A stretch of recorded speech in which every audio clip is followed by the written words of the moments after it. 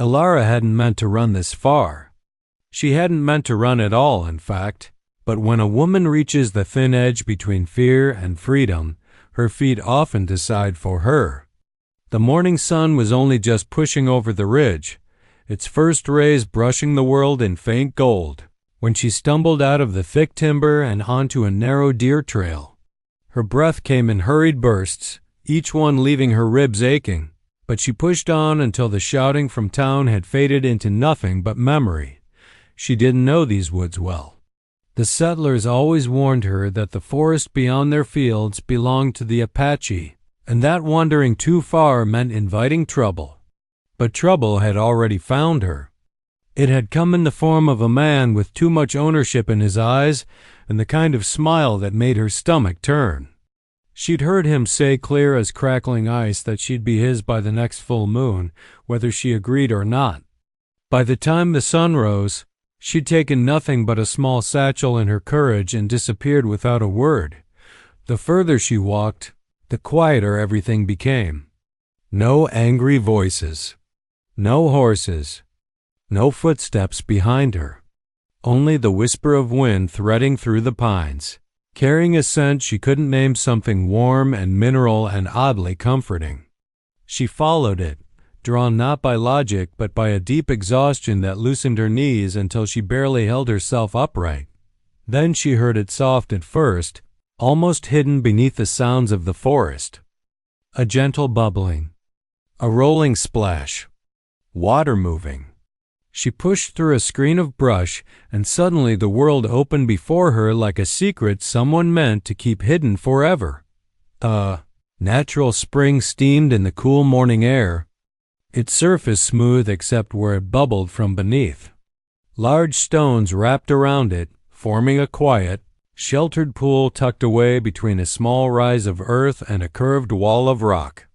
Sunlight slipped through the branches above, warming the mist and making it shimmer like dusted gold. For a moment she simply stood there, forgotten breath caught in her chest. It looked enchanted. Or forbidden. Probably both. But her whole body ached. Her legs trembled, her throat felt tight from hours of silence, and her mind swirled with panic that clung to her like smoke. Here, in the hush of the spring, that panic eased. The air felt softer. The warmth from the water drifted toward her like a gentle embrace. She could almost pretend she was safe. She stepped closer, her fingers brushing the surface. It was warm luxuriously, shockingly warm compared to the crisp morning air. A spring fed by the earth's own hidden fire. She couldn't remember the last time she'd bathed properly. She couldn't remember the last time she felt clean or calm or anything resembling her old self. She looked around. No footsteps. No blankets on the ground. No signs of nearby camps. No one was here. Her heartbeat slowed. Her shoulders finally dropped. And the spring beckoned. She hesitated for a long moment, chewing her lip, listening, waiting. But nothing stirred. Not a whisper of warning. Not a crack of a twig. Only the soft bubbling of the water, as though urging her closer. So she stepped behind a large boulder and slipped off her dusty dress, shivering as the cool air kissed her skin. She eased herself into the water, letting the warmth swallow her inch by inch. The heat slid over her muscles, loosening the tension coiled deep inside her. She inhaled, exhaled, and sank further until the water embraced her shoulders. For the first time in months, maybe years, her heart stopped racing. She closed her eyes and let her head rest back on the smooth edge of the stone. The steam curled around her face, soft and comforting. The forest hummed gently beyond the mist, but everything else faded until her world was nothing but warmth, quiet, and the rhythm of her own breath. She had no idea she was not alone. She had no idea someone was watching from the shadows just beyond the trees, and she certainly had no idea she had stepped into the one place she should never have been, because the spring did not belong to the forest. It belonged to him. Cain had returned from a long dawn patrol with only one thought in mind. Wash the dust off his skin and let the heat of the sacred spring chase away the stiffness in his shoulders. He'd been riding since before the stars had begun to fade, surveying the edges of the valley after hearing rumors of strangers slipping too close to Apache lands. His people depended on him, on his eyes, on his vigilance, on the quiet strength he carried like a second heartbeat. But even a warrior needed a moment alone, and the spring had always been his refuge. So when he slipped through the trees and stepped into the familiar clearing, he expected peace. Instead, he stopped dead. At first, he thought the rising steam was playing tricks on his eyes. A pale shape moved in the water, subtle, fluid, almost like a spirit. He narrowed his gaze and took one silent step forward, and the shape sharpened into a woman. A woman bathing in his spring. Her back was turned to him, her head resting on the stone edge, her long hair drifting lazily across the water. Sunlight filtered through the trees and fell over her like a golden veil, illuminating the soft curve of her neck, the slope of her shoulders, the gentle rise and fall of her breathing. She looked fragile and exhausted, as if the world had chased her too far and she had finally found a moment where it couldn't touch her. Kane didn't move. He wasn't sure he could. The spring was hidden deep enough that no settler should have found it. Even most of the tribe didn't wander here alone. It was his place, his sanctuary. No one intruded. No one dared, but she was here, and she did not look like someone who'd come with boldness or purpose. She looked like someone who had run until her soul almost tore in half. He shifted his weight. Even that small sound alerted her. Her eyes flew open, wild and startled, and she whipped around in the water, arms crossing her chest, breath cutting short. Kane turned his face away instantly. He wasn't here to shame her. But he couldn't leave, not when he needed answers. Not when she might be a danger or in danger herself. "I didn't know anyone was here," she blurted, her voice trembling between fear and humiliation. "This is my spring," Kane answered calmly, still facing the forest. "These waters belong to my people." The silence stretched. He could feel her panic thickening the air. He forced his gaze to remain steady on the trees. Even though his instincts tugged at him to turn back to see her expression, to understand why a stranger was trembling in a place no stranger should be. "I'm sorry," she whispered. "I didn't mean to trespass. I needed someplace safe." Her voice cracked, barely audible. Safe. The word hit him in a way he didn't expect. Kane lowered his eyes, then slowly turned, not fully, just enough to see her from the corner of his vision. She was pressed against the largest boulder, water rippling around her as she tried to make herself small. But something else caught his attention, a mark, faint, circular, inked onto her left shoulder, a symbol he knew well. Too well. His pulse tightened. That mark belonged to one family only. A bloodline whispered about in the tribe, one that had gone missing many years ago after a raid shattered everything. The elders had searched for survivors and found none. But here she was, carrying the same tribal symbol, etched in the exact place Apache mothers once marked their infants for protection. He didn't speak. He simply stared, the weight of realization settling heavy and strange inside his chest. "Where did you get that marking?" he asked quietly. She froze. "I don't know what it means," she murmured. "It was already there when I was a child. My adoptive parents never explained it. I thought it was just an old stain. Something meaningless." Kane stepped closer, not threatening, just certain. "It's not meaningless," he said. "It belongs to my people." Her eyes widened. Her breath caught, and in that instant, Kane knew this was no ordinary trespasser. She wasn't just a frightened settler girl. She was tied to a story the tribe had never been able to finish, and he had seen far more than her bare shoulders in that. Spring? He had seen a truth one she didn't even know she carried. The moment Kane's words hit her, "It belongs to my people," Ilara felt something inside her snap like a brittle twig. The water that had moments ago soothed her now felt cold against her skin. Her pulse thundered in her ears. She didn't wait for him to say anything else. She didn't dare. She lunged toward the boulder where she'd left her clothes, snatching the dress with shaking hands and forcing it over her damp skin. Her fingers fumbled through the laces, slipping on the wet fabric, but she didn't stop. She didn't look his way. She couldn't. She felt exposed not just physically, but in a way she'd never known before. As if the mark on her shoulder, the one she'd always tried to ignore, had suddenly become a flare in the dark announcing her presence to the world.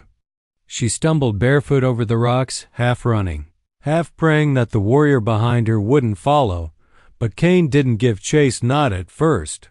He simply watched, jaw tight, eyes narrowed with something far more complex than anger. Confusion, recognition, a quiet, probing certainty. It wasn't until she reached the tree line and disappeared into the shadows of the pines that he finally moved, not to capture, to understand, to protect, or perhaps to confront. He wasn't sure yet. The forest swallowed her quickly, her footsteps frantic and uneven on the soft earth. She darted through the trees, the early light flickering across her face, her breath ragged. The woods were unfamiliar, twisting, endless. Branches caught at her hair. Roots snagged her toes. More than once she nearly fell. She kept glancing back, half expecting him to materialize behind her like a ghost, and then she saw him. He didn't appear with noise. He didn't crash through brush or shout for her to stop. He simply emerged, tall, steady, and impossibly silent, 2 trees behind her, his dark hair tied back, his expression carved into calm determination. Her heart jumped into her throat. She turned sharply and sprinted in a different direction, pushing herself until her lungs burned. But he followed, not running, not even rushing, just moving with a predator's certainty, knowing the land, knowing the path she'd take before she took it. "Don't run," he called, voice steady, not raised but firm enough to carry. She didn't listen. She tore through a thicket, ignoring the sting of thorns. She wasn't afraid of him hurting her. Something in his gaze had told her he wasn't that kind of man, but she was terrified of what he knew. Terrified of what that symbol meant. Terrified that the past she never asked for had finally caught up. Kane stopped at the edge of the thicket, watching her struggle through the brambles. "If I wanted to harm you," he said quietly, "I would have done so when you didn't see me." That truth halted her more effectively than any hand on her arm. She froze, chest rising and falling as she pressed one hand against a tree trunk. The forest seemed to hold its breath with her. She turned slowly toward him, her hair tangled, her cheeks flushed, her eyes shimmering with panic. Kane stepped closer, one step, then another, deliberate but not threatening. His gaze was fixed on her shoulder, on the ink she didn't understand. "Where did you come from?" he asked, voice low, even. "Who raised you? Who put that mark on you?" Her throat tightened. Her voice refused to come. He stopped just a few paces from her, giving her space but not letting her flee again. "I don't want to hurt you," he said. "But you carry a truth that belongs to us, and you ran from it." She swallowed hard. "I wasn't running from you," she whispered. "I was running from the man who wants to marry me, the man I never wanted, the man everyone said I had no right to refuse." Kane's expression darkened, not with jealousy, but with something protective, primal. "Then why run from me?" he asked. "Because you looked at me," she breathed, "as if you knew something about me, something I don't know myself." Kane held her gaze for a long, heavy moment. "I do," he said finally. "And that is why you must come with me. Not as a captive, not as an enemy, but because the elders must see that mark." Her breath trembled, but she didn't run this time.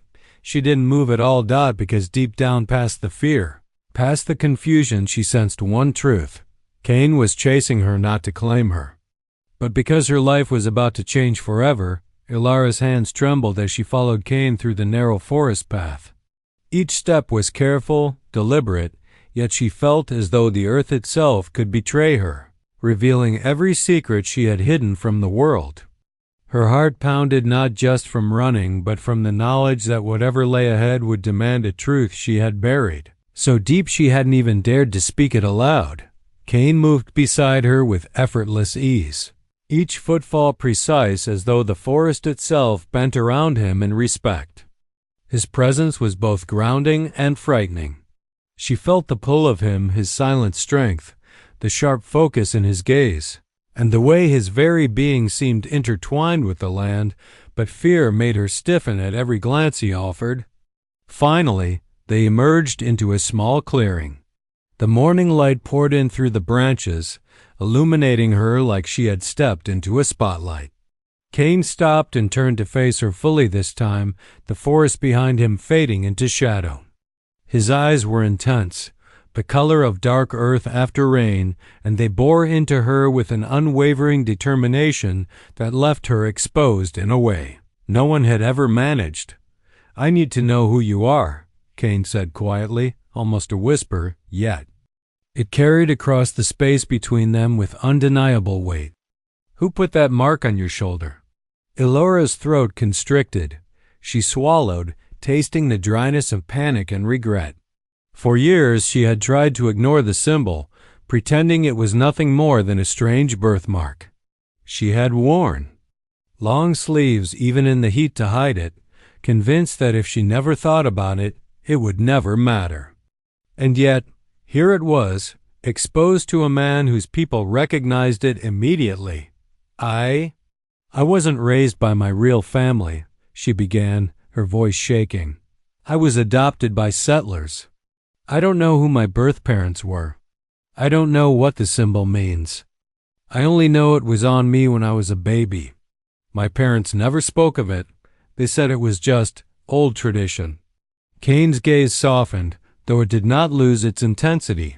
He recognized the truth in her words, the uncertainty, the fear, the longing for belonging that lingered in her every movement.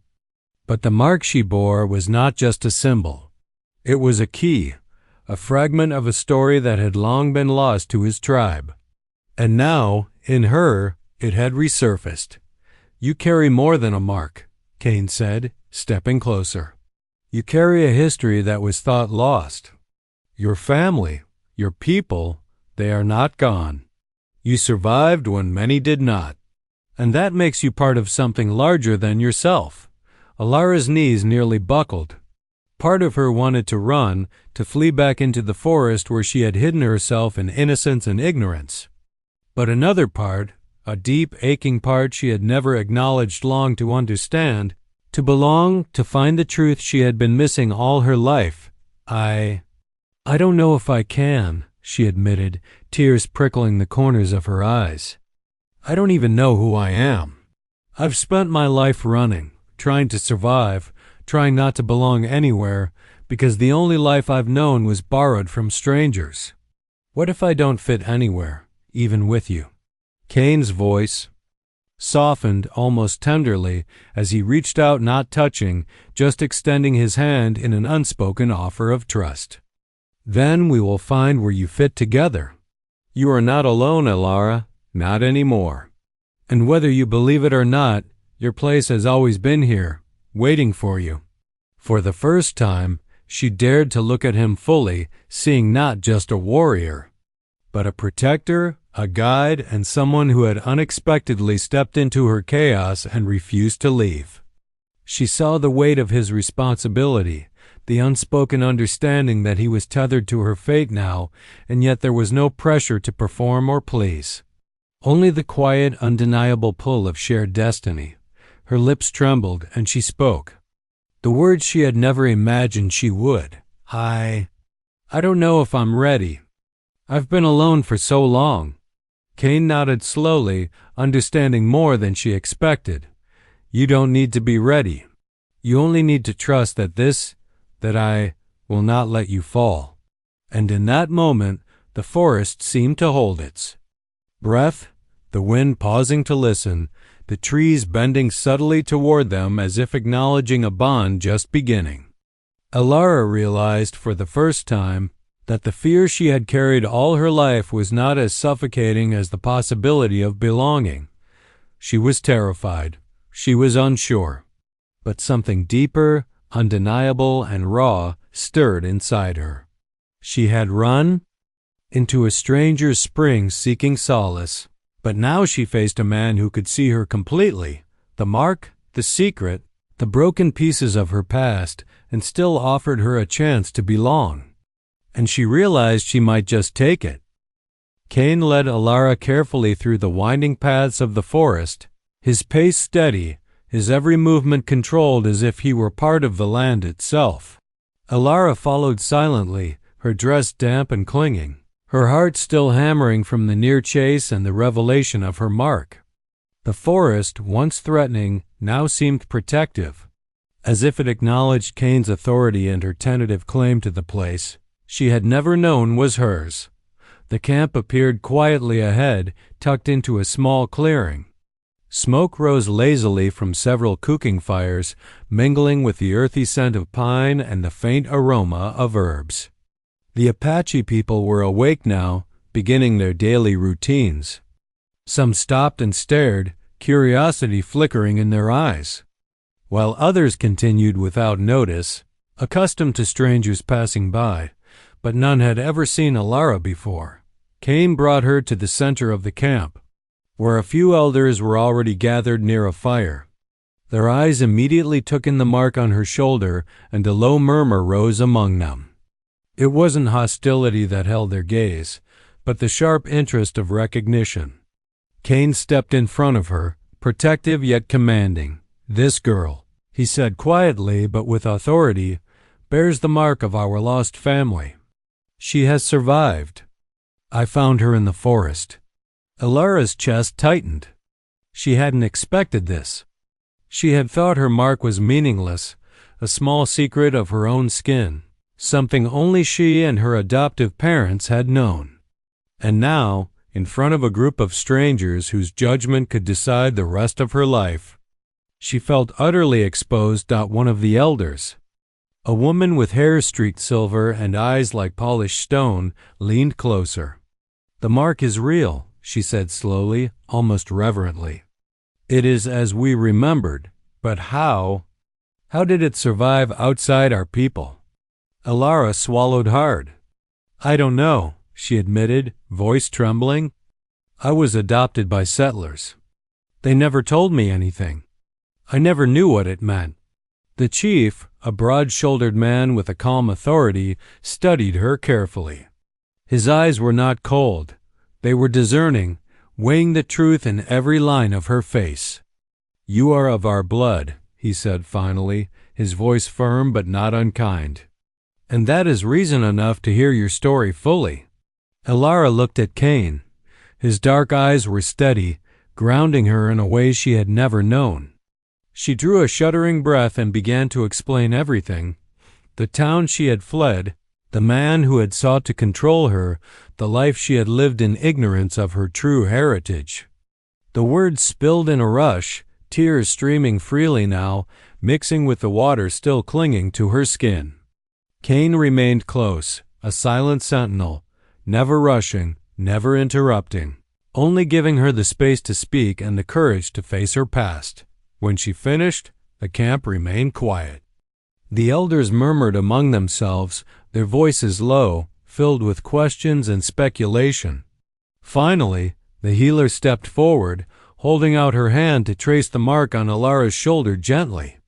"This is true," she said softly. "The mark is authentic. The child survived. She is one of us." The relief that washed over Alara was immediate and overwhelming. For the first time in her life, she felt seen, recognized, as if her existence was no longer a mistake or an accident, but a piece of something far greater than herself. The elder's acceptance, cautious yet undeniable, eased the weight she had carried for so long.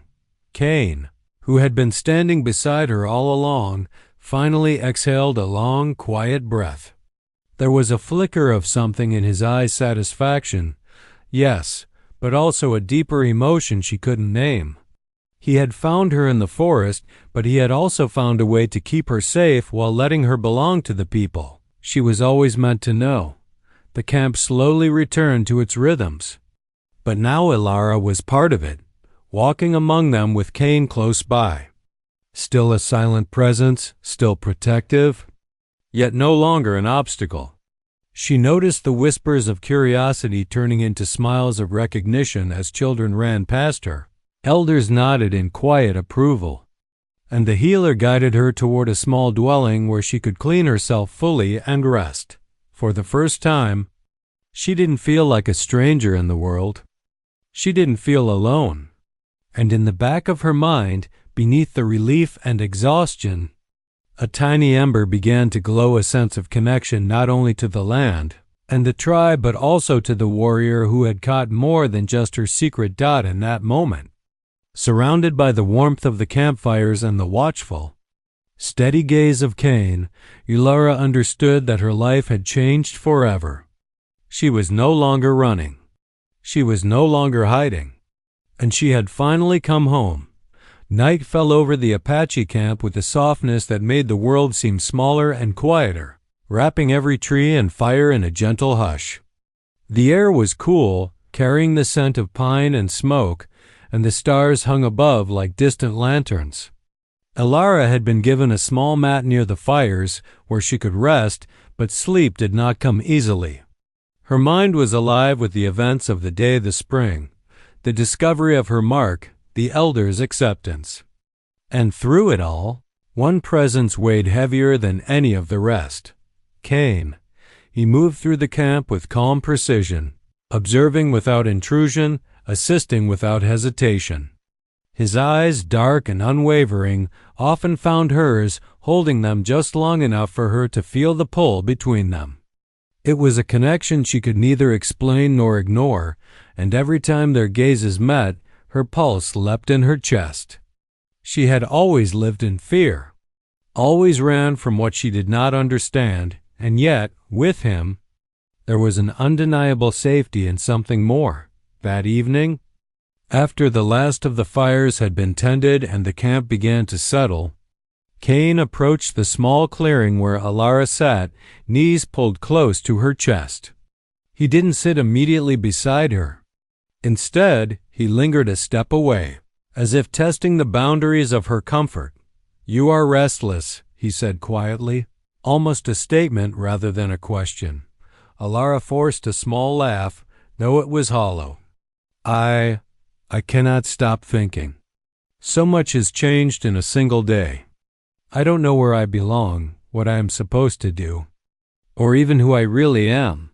Cain's gaze softened, and he finally lowered himself to sit near her, close enough to share the warmth from the firelight, but careful not to crowd her. "Belonging is not given all at once," he said. "It is something you grow into, step by step. You have survived long enough on your own. Perhaps now it is time to let someone walk beside you." Her heart skipped. The words were gentle, yet they carried a weight she had never felt before. She wanted to speak, to say something, but the firelight, the warmth, and the closeness rendered her nearly breathless. She felt exposed in a way far deeper than the spring had ever demanded. The silence stretched between them, heavy with anticipation, yet comfortable in its own way. Every small sound, the crackle of the fire, the rustle of the leaves, the distant call of a night bird seemed magnified, each one threading a delicate tension through the space that separated them. Cain finally spoke again, his voice low, steady, as if sharing a private thought with the night itself. "You do not have to be afraid of what you feel. The heart knows the truth even before the mind can accept it. And I think your heart has been waiting for this moment longer than you realize." Ilara's breath caught, her cheeks flushing as the weight of his words pressed against her. She had never allowed herself to feel this before, not like this. Not with someone who understood her fear, her past, and now, the mark that tied her to a world she had only just begun to grasp. Why? Why are you so patient with me?" She whispered. "With everything I am, all my fear, my secrets." Cain's gaze held hers, unwavering, and in it was no judgment, no expectation, only acknowledgment. "Because fear does not define you," he said, "and secrets are not a burden when shared with the right person. You have been brave enough to survive, to face the unknown, and that bravery deserves respect, not scorn."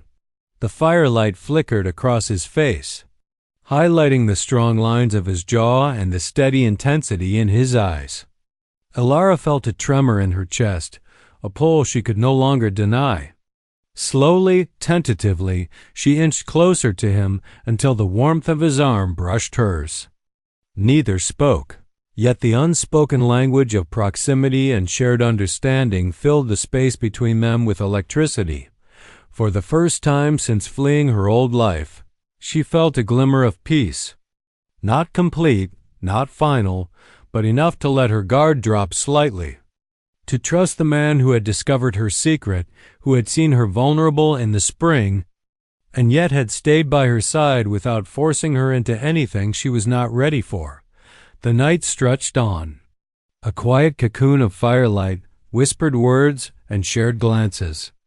And though neither spoke of it, both understood that the bond forming between them was no ordinary connection. It was a promise, fragile yet undeniable, that whatever challenges lay ahead, they would face them together in that firelit clearing, surrounded by the whispers of the forest and the soft glow of the camp. Elara realized that fear no longer had the power to rule her entirely. Cain's presence was a tether, steady and unwavering. And for the first time in her life, she allowed herself to hope, not just for safety, but for something deeper, something real. The morning sun had barely touched the edges of the camp when the first signs of danger appeared. The air, usually calm and filled with a gentle scent of pine, seemed heavier, charged with a tension that only those attuned to the land could sense. Elara was helping the healer gather herbs near the edge of the camp when the shouting began, a harsh, grating sound that carried over the trees and through the clearing. "They're here!" Someone cried, and the camp stirred instantly, people moving with swift, practiced precision. Cain appeared beside her, his presence solid and unflinching, like a dark anchor in the sudden chaos. Alara's stomach tightened as she saw the figures emerge from the forest. A band of rough-looking men, mounted on horses and armed with weapons, were pushing forward, their eyes fixed on the camp.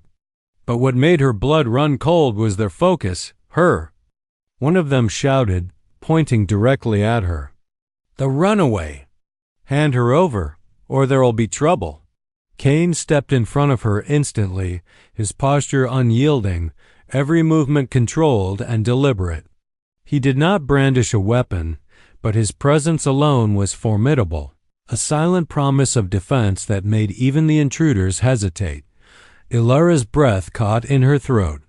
Fear surged, not just for herself, but for the people around her. She had come to the camp seeking safety, and now the very life she had started to trust hung in the balance. But as she looked at Cain, she felt a flicker of courage ignite. He would not let her fall.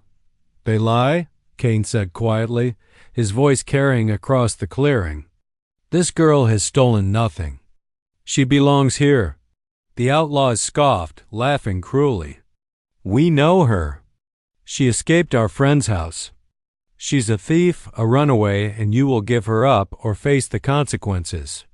Elara's heart pounded. She had never faced a confrontation like this, not in town, not in her childhood, not even when running from the man who had sought to force her into marriage. Now she had to speak, to defend herself, to reveal a truth she had barely begun to accept. "I stole nothing," she cried, stepping forward, her voice trembling but firm. "I ran because you wanted to marry me against my will. I left because I feared for my life. I have done nothing wrong." Cain's eyes remained on her, steady and unwavering. He did not interrupt, did not cast doubt on her words. Instead, He allowed her to speak her truth, to stand in her own defense. Even as the intruders sneered and shifted uneasily, the chief stepped forward, his voice deep and commanding. "Your claims mean nothing here. She is under the protection of our tribe. No harm will come to her while she is with us." The outlaws hesitated, unsure, their confidence faltering in the face of Cain's unwavering presence and the authority of the Apache elders. The camp had gathered now, warriors and villagers alike, forming a silent but formidable wall of protection. Alara felt a mix of fear and relief. She had spoken the truth, and for the first time, someone believed her completely. Her words, combined with the strength of Cain and the tribe, shifted the balance. The outlaws realized that this was not a girl who could be intimidated, nor a camp that could be easily overpowered. "Leave," Cain said, his voice low but carrying the weight of command. "You will take nothing and harm no one. Go back the way you came or face the consequences." The intruders, sensing the resolve around them and the strength of the tribe, exchanged uncertain glances. Finally, with curses under their breath, they turned their horses and rode back into the forest, their threat fading into the distance. Alara sank to her knees, trembling, and Cain knelt beside her. His hand rested lightly on her shoulder, not in dominance, but in reassurance. "You were brave," he said quietly. "You spoke your truth when it mattered most." She looked up at him, her eyes shimmering with tears, a mixture of fear, relief, and something deeper she could not name. "I couldn't have done it without you," she whispered. "No," Cain replied, his voice gentle. "You did it yourself. I only stood by. That is how it must always be." For the first time, Alara understood that courage was not the absence of fear, but the willingness to act despite it. And as the sun rose higher, casting warm light over the camp and the people who had now accepted her, she realized that she was no longer running. She was no longer hiding. She had found a place where she belonged, and a man who would not let her face the world alone. The day passed, and the camp slowly returned to its rhythm. But the memory of the morning's confrontation lingered, a reminder that while danger existed beyond the forest, Alara had all eyes and someone by her side who would protect her, no matter the cost. And in that knowledge, a new sense of strength began to bloom within her, a quiet, steady flame that promised she would never be powerless again. The forest was quiet that evening, the sun dipping low behind the ridges, casting long shadows across the camp. After the morning's confrontation with the outlaws, a calm had settled over the Apache village, though the memory of danger lingered like a faint echo. Alara walked slowly through the camp, feeling the weight of all that had happened, the discovery of her mark, Cain's protection, the tribe's cautious acceptance, and the unspoken connection that had grown between her and the warrior who had seen her completely. She paused at the edge of the spring, the same hidden hot water that had begun it all. The steam curled softly into the cool evening air, golden in the last rays of sunlight. She stared at the water, remembering the fear and vulnerability that had brought her here, and the man who had followed, unwavering and calm, seeing more than her body, more than her fear seeing the truth she had long tried to hide. Cain appeared behind her, quiet as the wind, and she didn't flinch. His presence had become something she trusted instinctively, something that no longer made her heart race with terror but with anticipation. He stepped closer, his gaze on hers, carrying both unspoken questions and promises. "You returned," he said, his voice low, almost a whisper, yet full of certainty. "I did," she replied, her voice trembling slightly. "I needed to understand where I belong, who I am, and to find courage I never knew I had." He nodded, understanding more in her words than she could articulate. "And have you found it?" "I think so," she said, her eyes lifting to meet his. "Because I'm not running anymore." The moment stretched, filled with unspoken emotion. Cain stepped closer still, his hand hovering near hers, not forcing, but offering. The warmth between them was undeniable, not just from the air or the firelight, but from the connection that had grown silently, steadily, over days of shared glances, protection, and small acts of trust. "Then you are ready," Cain murmured, his voice low and intimate, "to claim your place not just here, but with me, if you choose it." Alara felt her chest tighten, her pulse a wild rhythm she could no longer deny. The vulnerability she had feared so deeply no longer paralyzed her. It drew her closer, compelling her to step into the space he offered. Slowly, deliberately, she reached out, her fingers brushing against his. The contact sent a ripple of electricity up her arm, and Cain mirrored her movement, letting their hands meet fully, fingers intertwining. "I want that," she whispered, voice catching, "with you. If you will have me." Cain's lips curved into a rare, gentle smile, and he drew her a fraction closer. "I will have you," he said, his voice soft but unwavering. "Every day in every way."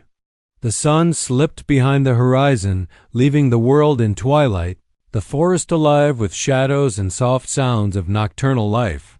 Cain and Alara stood there, hand in hand, no longer strangers, no longer frightened, no longer hiding from the truth of who they were or what they felt. They were two souls who had been tested by fear, danger, and secrets, and had found strength in each other. Cain gently guided her toward the spring.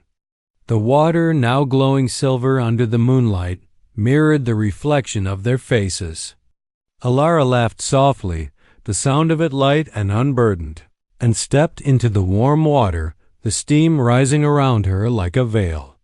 Cain followed, close but careful, giving her space while still offering the security of his presence. In the quiet of the spring, the tension between them dissolved, replaced by a tender intimacy. Words were unnecessary. Every glance, every brush of fingers, every shared breath spoke volumes. Cain's hand rested lightly on her back, not in haste but in promise, and Alara leaned into him, feeling a sense of belonging that she had never imagined possible. "I am yours," she whispered finally, not as a plea, but as a declaration. "And I am yours," he replied, the affirmation carrying the weight of protection, desire, and unshakable commitment. The stars emerged, reflecting on the water's surface as if the universe itself acknowledged their union. In that sacred, hidden place, Alara had stepped fully into the life she was meant to live, not alone, not afraid, but with Cain by her side and the tribe accepting her as one of their own. As the night deepened, the forest whispered around them, the water lapping gently at their legs, and Alara realized she had found everything she had ever sought: safety, belonging, and a love as steady and enduring as the land itself. She had slipped into the spring seeking solace, and in return, she had found more than a secret revealed. She had found a home, a family, and a warrior who would never let her go. And in Cain's arms, surrounded by the warmth of the spring and the quiet approval of the forest, she finally understood what it meant to belong fully and completely.